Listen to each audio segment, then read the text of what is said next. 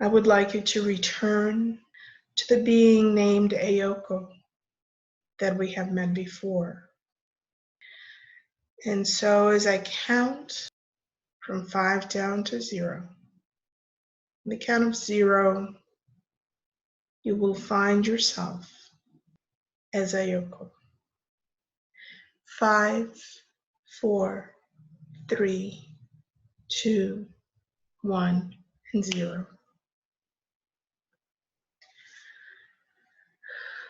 Now tell me what you see. I see a room. Can you describe this room?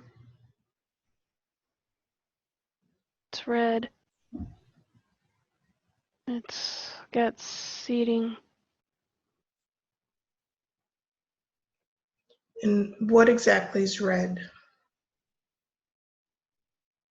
The floor, the walls, the, the seats, the seating. It's a round room.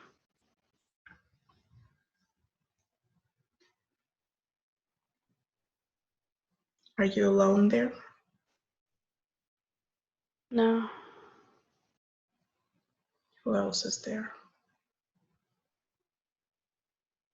other people like me.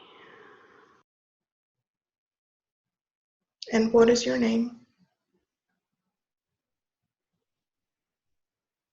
Yoko. Okay. And Ayoko, what is happening in this room?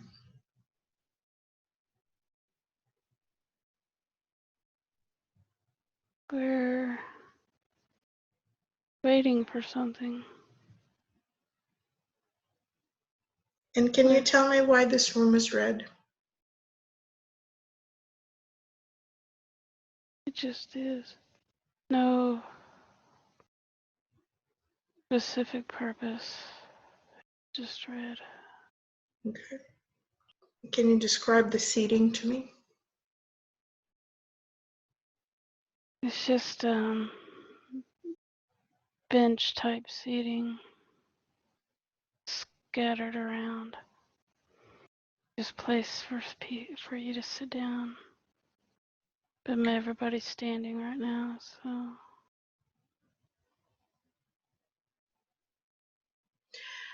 And let's move in time a little bit to the moment when whatever you're waiting for happens or begins. On the count of 3, you're going to be there. 1, 2, and 3.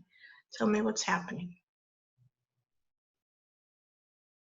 We're about to leave. We're going to another place.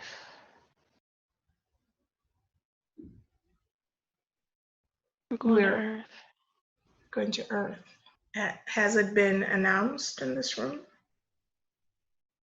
No. Everybody knows though. Is it the people that are in the room that are going to Earth? No, just a few. We're all going, but everybody's not gonna stay. There's just a few. But we're all going to go as a group. So let me understand, you're all going to Earth, but then some of you will return shortly and some of you will stay for longer time? Yes. They're dropping us off. Oh, I see. And what happened in this red room? Why were you all waiting there? It was like just a place to wait until we leave, depart. Where is this room located? It's on the top front portion of the ship. Okay. So is this the ship that you described to me earlier? Yes.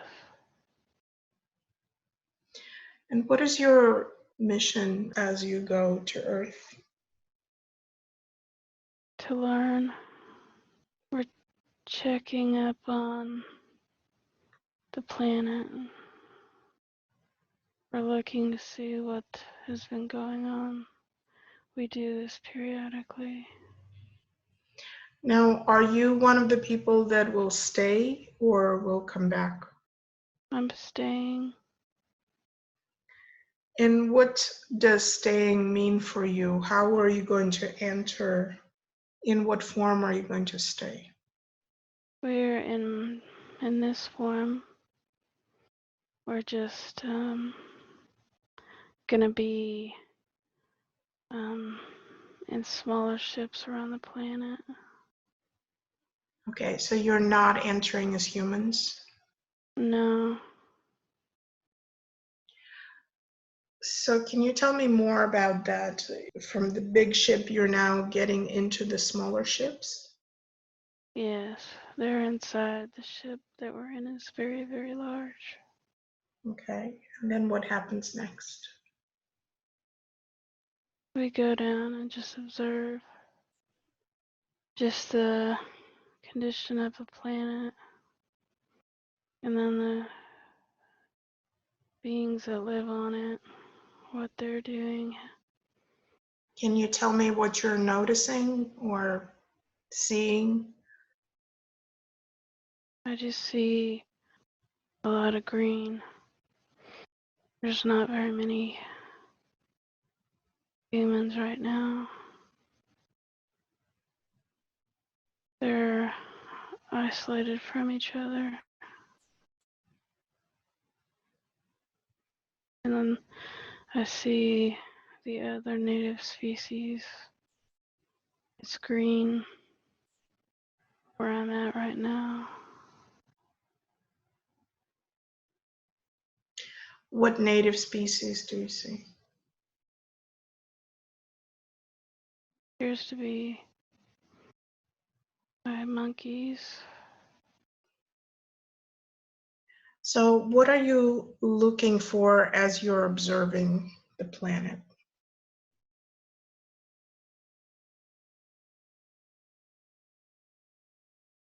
Just how they are getting on, how they're surviving, how they're dealing with their environment. It's just an observation. Are there any standards that you're comparing them to or measuring them by? Not right now. It's not a growth period. It's just to see how they're dealing with their environment and one another. So I want you to move to the time where you find humans and you begin to observe how they are doing, and tell me what you find of interest or of note. They're living together in groups, small groups, and life is focused on surviving.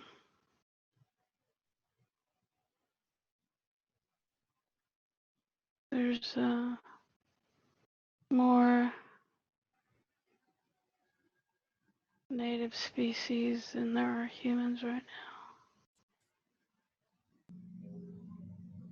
Humans are not thriving too much because living is difficult.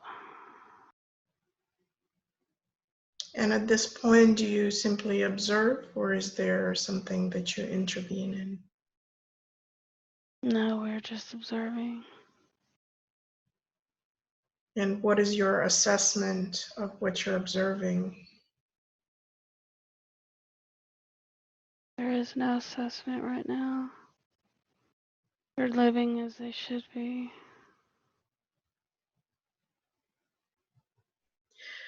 How long do you stay on the planet or around the planet? We don't stay for long periods, but we come and go frequently. Now you said that there was a whole group of you going, but some were going to return back to the big ship and some were being dropped off and staying longer. So how long are you staying, the ones that are staying longer?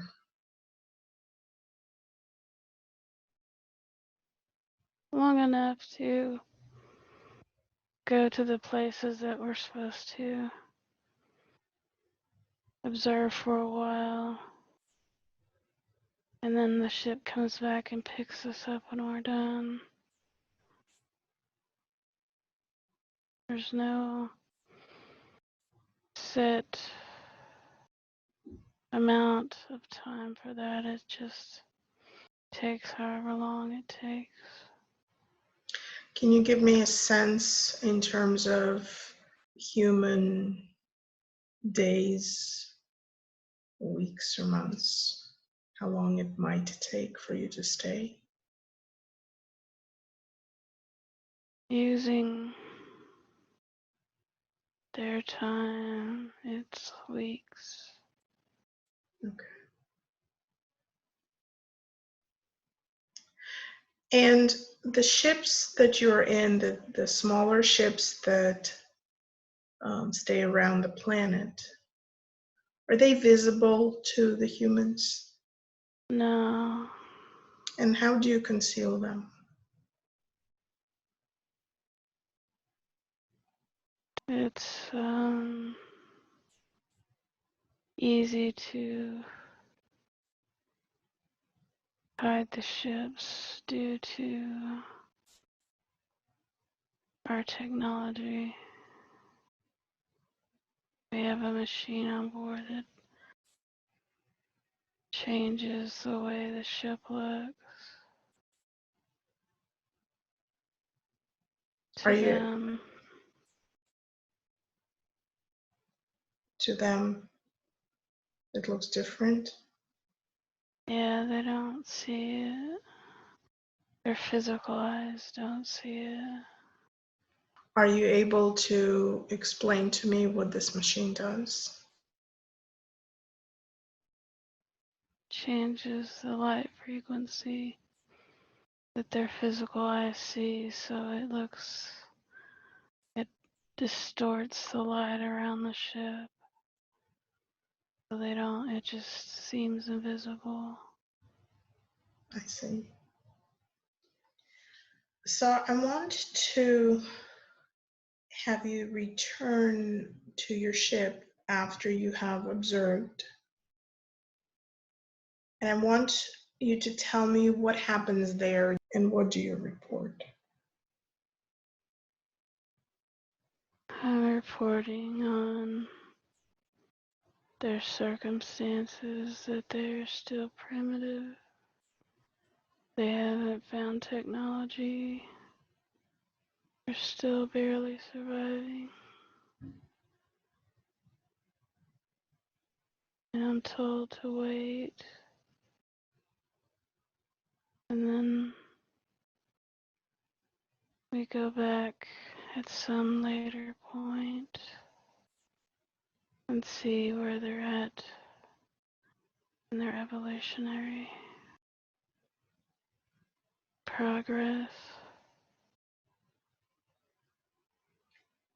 And in terms of human time, approximately how often do you return to Earth?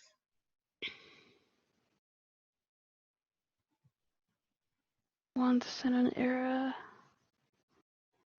the time frame isn't important. Humans start when they get close to technological advances, they start emitting different kind of energy that we all can sense and see, and so we will drop in at that time. So in between the visits to Earth, can you tell me What do you do?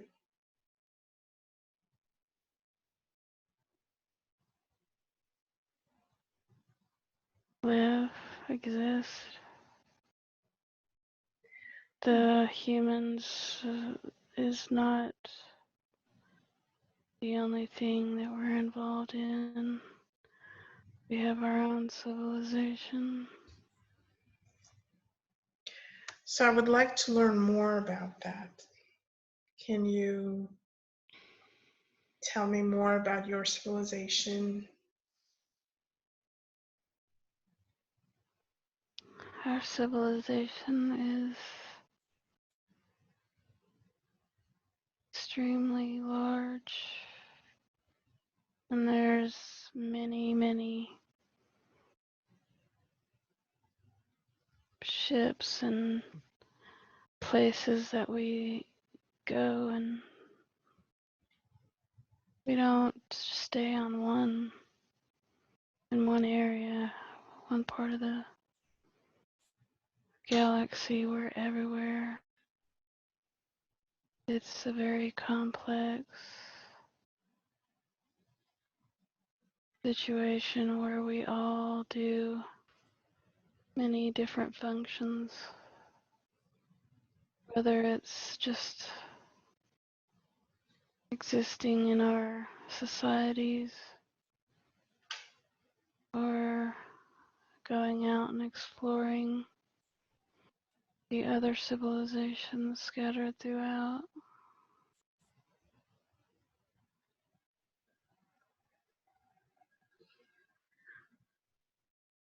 So do you mostly live on these ships that just travel through space, or do you have stable physical locations where you live? There are planetary systems where the ships stay, as well as planetary involvement on the surface. But it's buried. There's too many of us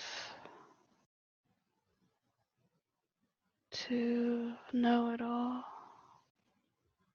I go on ships mainly, and there's uncounted versions of us everywhere. Just like other civilizations, this physical universe is just one small part, but it's still large beyond imagining. So you said that last time you told me you had no gender. You looked about 5 feet tall with gray skin, dark eyes. And you said that you're also different heights, but are there distinctly different heights, or is everybody within a certain range? There are different, you could call species of us, and each species has its range of heights. They can be very small to very tall. What's the difference between the species? It's just their locations, Mm. where they originate from. They're similar in look and function, but they originated elsewhere. And where did you originate?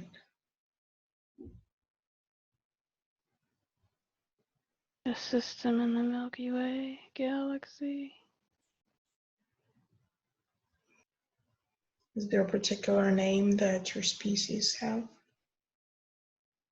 Danters. Okay.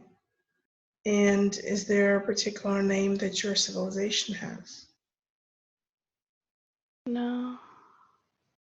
Okay. And can you tell me anything else about your life on the ship?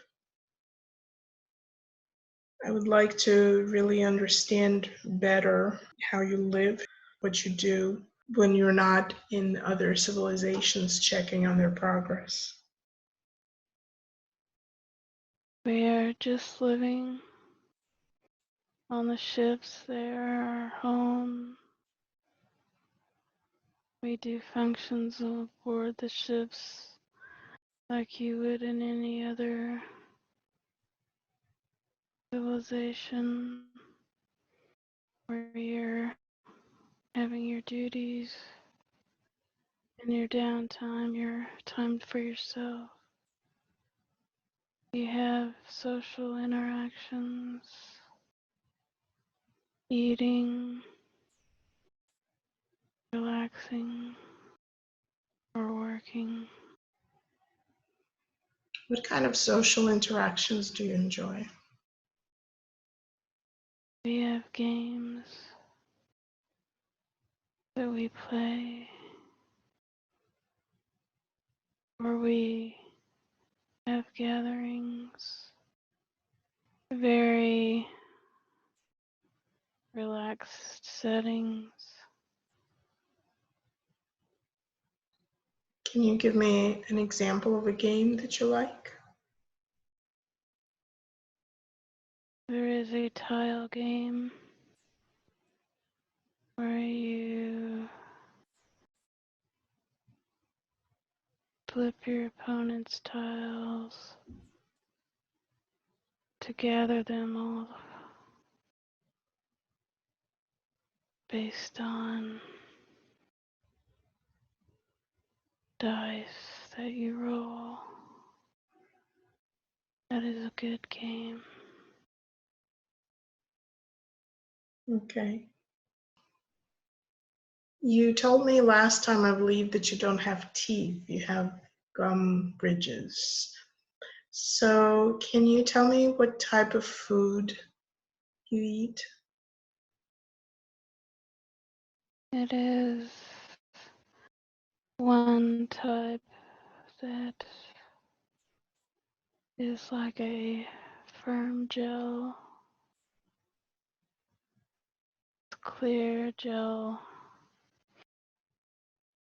that we have made out of nutrient blocks that we need.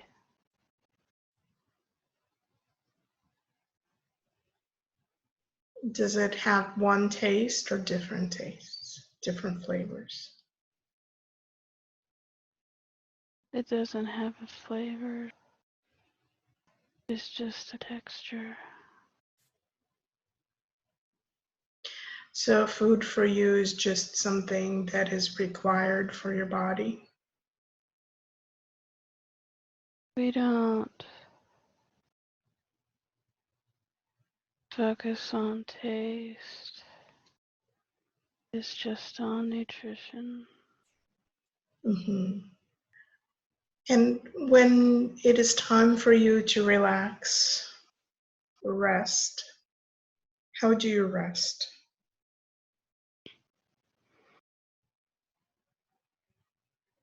We lay down and at that time we disconnect.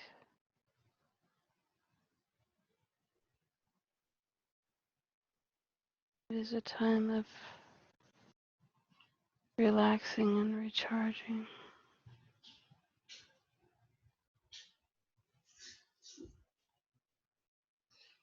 And what do you mean by disconnect?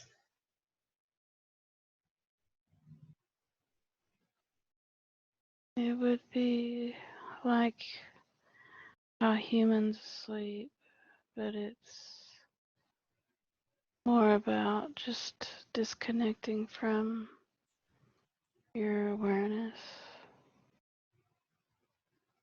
So, do you actually go into physical sleep?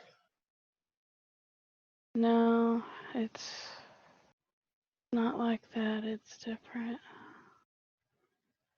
It's a disconnection that just allows you to rejuvenate and rest.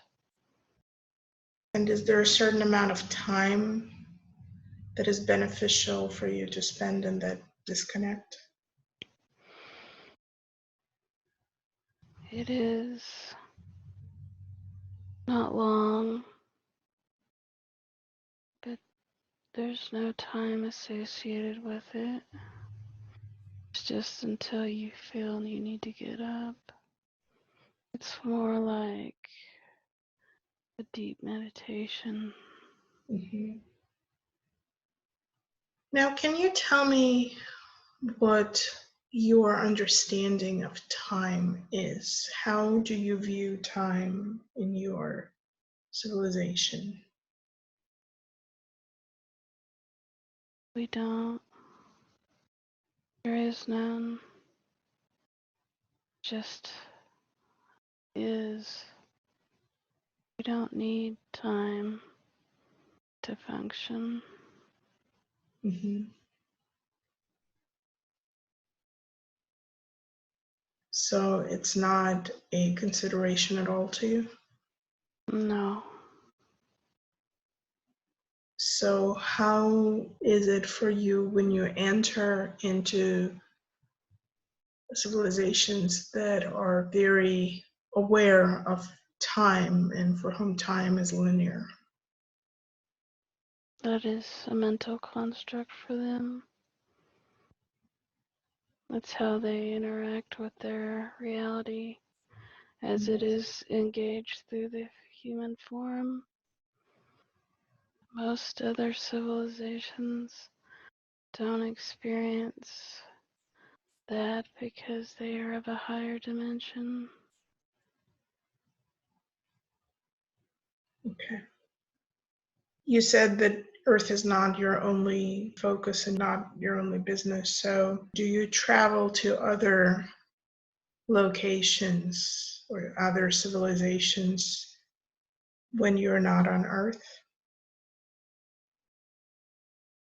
Sometimes Earth is the main focus for learning for me at this time. But that's just some of us are focusing on that. So let's go to the next appropriate visit of Earth. And on the count of 3, you're going to see yourself there. 1, 2, and 3. So tell me where you are in relation to the planet right now. I am on the surface. Okay. And do you have your normal look, or are you in a human form now? I look how I look, not human. Okay. And tell me what you're doing there right now. I'm looking at human civilization. And what are you seeing? Lots of buildings, Okay. dark, clouds covering everything. They are not doing well. They appear to be going through the same cycle as before. Self-destruction through fear.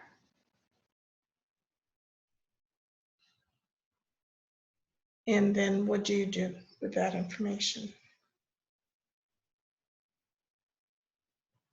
We take it back and report.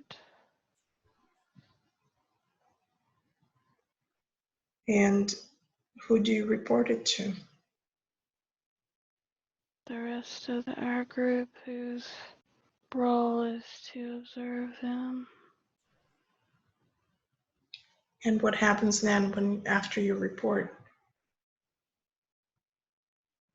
It is decided we'll go back later at another era and check again. So there is no intervention. No, it is not to be right now. And do you go back then? Yes, And what do you find at that time? they have destroyed themselves through destroying the planet, through fighting and war and disconnection, fear, anger, could not work together. So you told me last time that when you see that a civilization needs help, you offer them help. But this time you're telling me that you're only observing and not interfering at all. So if you saw that we were about to destroy ourselves, why didn't you interfere? There have been times where we can't interfere or change their path due to their free will. It has to be done in a way that doesn't violate that. So what you just saw, the vision of humans destroying themselves, was that the latest civilization of humans, or was that one of the previous ones? That was a previous.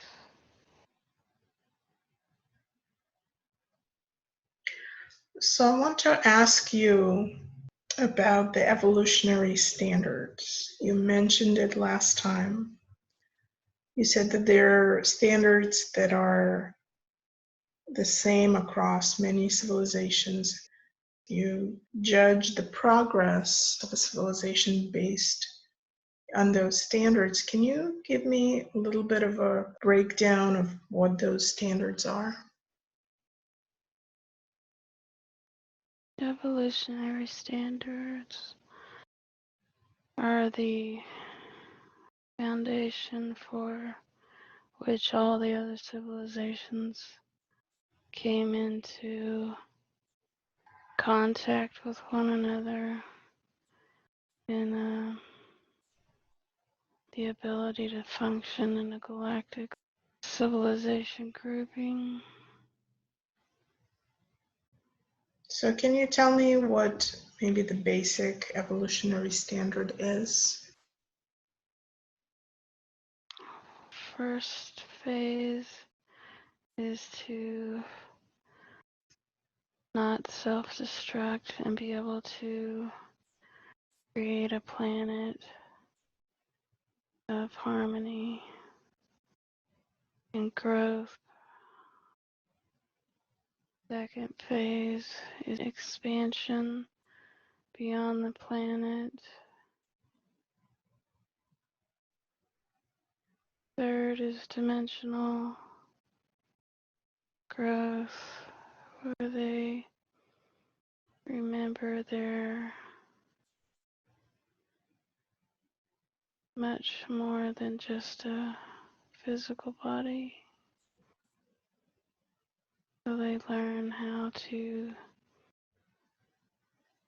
go to different dimensions as well. They're still stuck in the third dimensional physical space that has emotional bondage.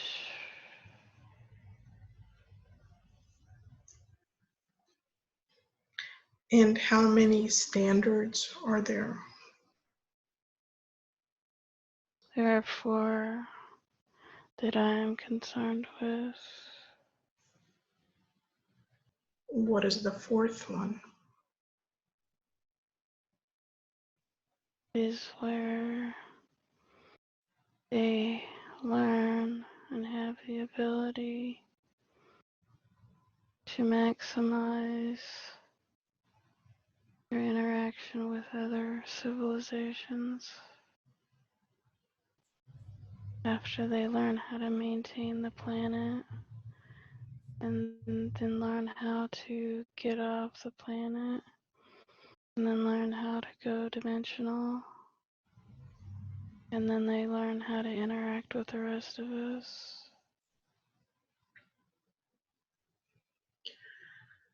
So, based on what you said, the Earth is just now trying to achieve or meet the first evolutionary standard, right? Which is maintaining a harmonious planet.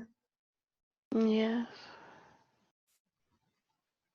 Okay, thank you. Let's take one more trip to Earth as you are checking on Earth.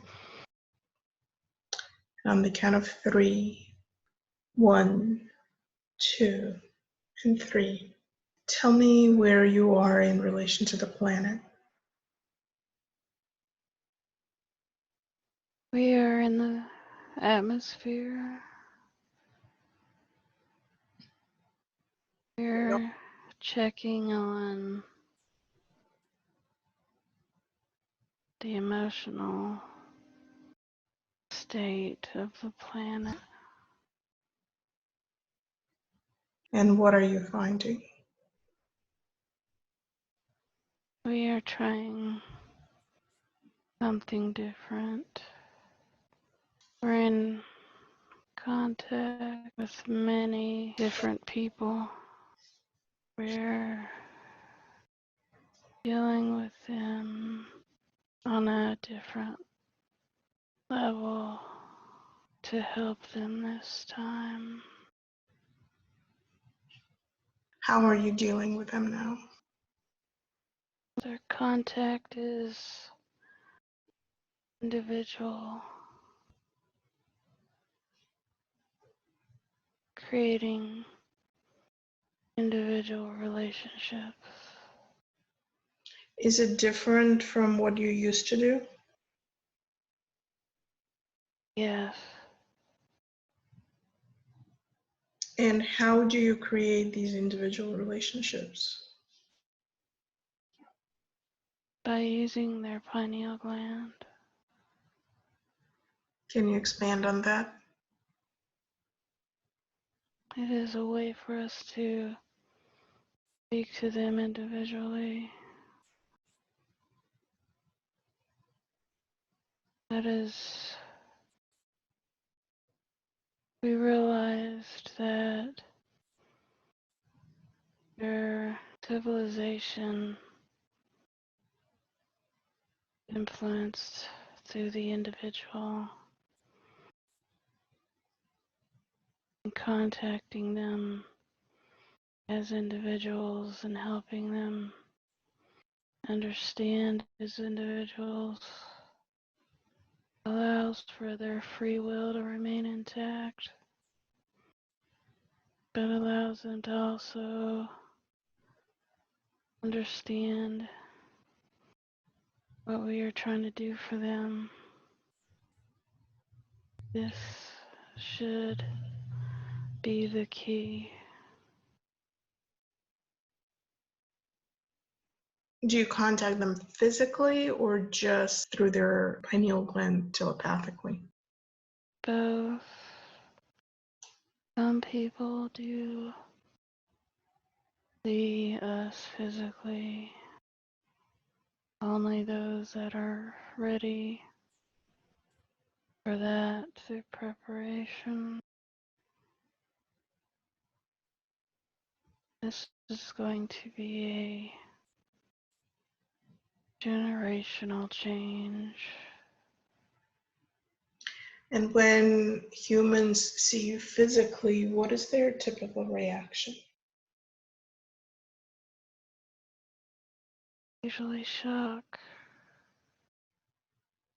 They're very isolated. But through generational changes, it will become more accepted. What is the time period on the planet right now in human terms? 1980.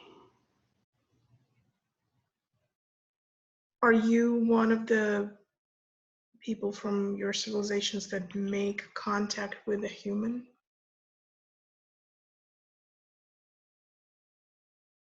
Yes, I do. And how well does that work?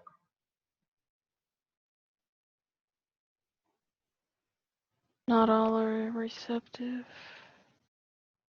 There are a few that are. Just depends on their awareness. And when you contact them, what do you do or what do you say? It's just a gentle connection, just to start opening them up to possibilities with us. Do you communicate any type of message? Not at first. It's just bringing awareness. Some people are more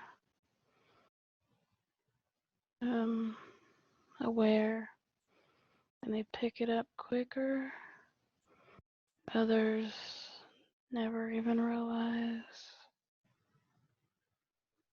And because of their short lifespan, it's hard to make any progress. Do you select them based on their ability to be receptive? Yes, And how do you check their receptivity? just through focusing on them, sending them energy to see if they're open to it. Just communication. So you pick random people, send them messages, and then see how they react? Yes, and many times when they sleep is when we try to communicate. Because at that point, they're not physically focused on their outer surroundings. And do you take people physically, or is it just sending messages? I have not taken anybody. It's just been messages. There are those who incarnate into the humans, but that is just a piggyback, and those are utilized as a grounding for the energy to be brought in, the awareness. It's a multifaceted technique to try to get them all brought up together.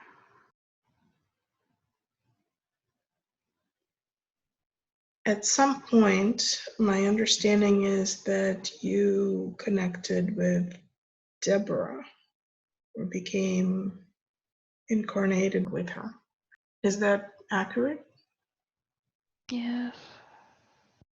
So why did you decide to enter into human form? It makes the connection stronger. They're easier to communicate with this way.